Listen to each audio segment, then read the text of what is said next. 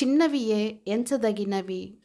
మనము అనేక పర్యాయములు ఇవి చిన్నవి గదా అని చూచి చూడనట్టుగా విడిచిపెట్టు సహజ గుణము గలవారము. అయితే మన జీవితములో చిన్న విషయములే తరచుగా నాశనము కలుగజేయుచున్నవి. అటువంటి అనేక ఉదాహరణలు పరిశుద్ధ గ్రంథమంతటను మెండుగా ఉన్నవి.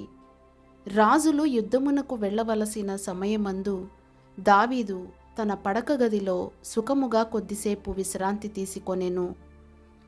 అతని కొద్దిసేపు విశ్రాంతి హేయమైన వ్యభిచారమునకు దారి తీసెను.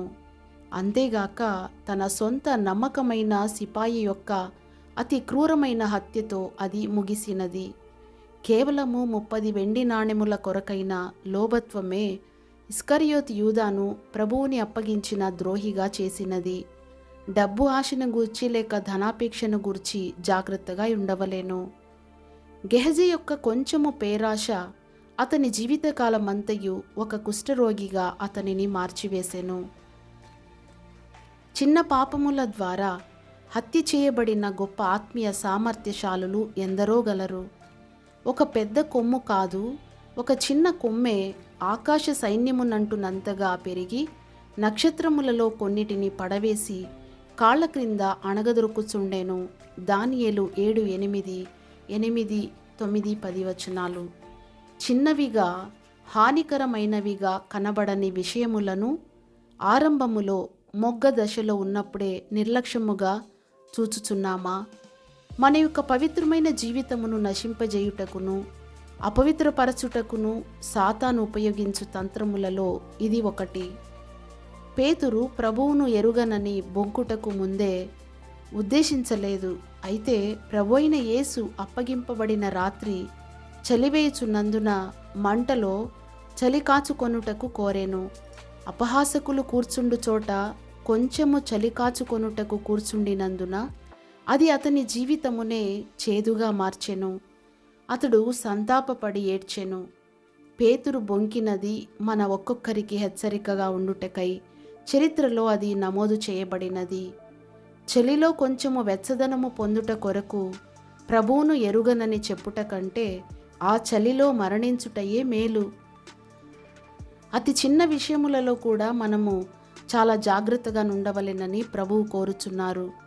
మనకు లభించు కొంచెము సమయమో, డబ్బో, లేక మనకివ్వబడిన చిన్న చిన్న వస్తువులో ఏదైనాను మిక్కిలి చిన్న విషయములను గూర్చి కూడా చాలా జాగ్రత్తగా ఉండవలెనని ప్రభువు కోరుచున్నాడు. కొంచెములో నమ్మకముగా ఉండని ఎడల అనేకమైన వాటి మీద మనము నమ్మకముగా ఉండలేము. $8 మిలియన్ల ఖర్చు పెట్టి తయారు చేసిన రాకెట్ ఒకటి కంప్యూటర్ కార్యక్రమములో కంప్యూటర్ ప్రోగ్రాం 2 మాటలకు మధ్య పెట్టవలసిన ఒక విరామ చిహ్నమును ఏ ఐఫోన్ వేరొక స్థలములో పెట్టినందున విచ్ఛిన్నమైపోయినదని కొంతకాలము క్రితము ఒక నివేదికలో వెలువడెను. ఒకసారి ఒక విమానయంత్ర నిపుణుడు మరచీలపైన ఒక నట్టు బిగించుట మరచిపోయినందున ఆ విమానము కూలిపోయి విమాన ప్రయాణికులతో సహా విమాన సిబ్బంది అందరూ మరణించిరి. ఒక కోప టీ త్రాగిన పిదప ఆ నట్టు బిగించుదునని తలంచిన అతడు తర్వాత దాని గూర్చి పూర్తిగా మరచిపోయెను. అది ఒక చిన్న పనిగా కనిపించినప్పటికీ ఆ నట్టు చీల వెల $1 కంటే తక్కువే.